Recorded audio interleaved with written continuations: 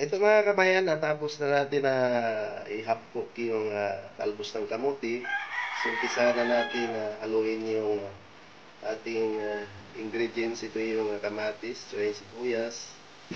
Tapos yung kalamansi. So, para healthy food ang kinalabasan niya mga kabayan. So, yun, i-mix na natin yung una, yung sibuyas.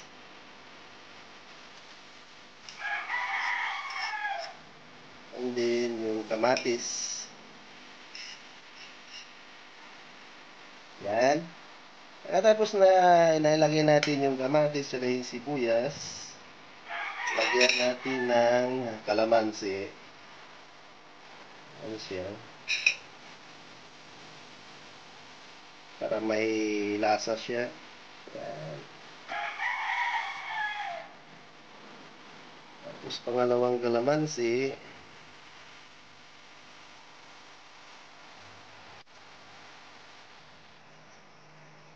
Yan. Pagkatapos, lagyan natin ng kunting asin.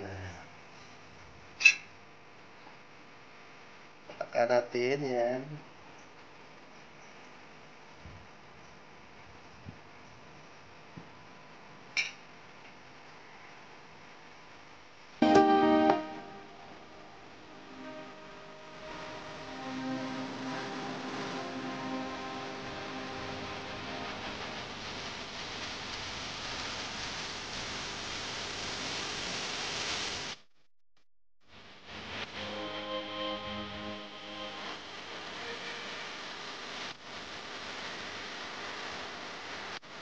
Ilagay yung mga kamatis, sibuyas, yung kalamansi.